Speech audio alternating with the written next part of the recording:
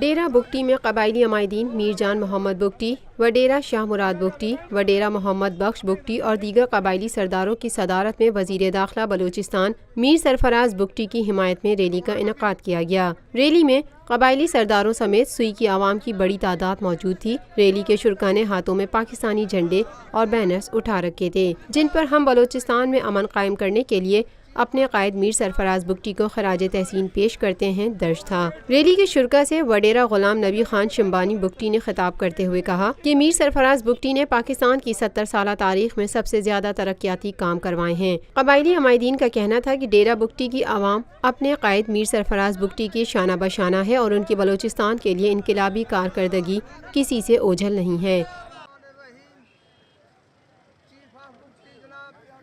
یہ ہے خبر کا جہاں اور آپ دیکھ رہے ہیں TNN TV۔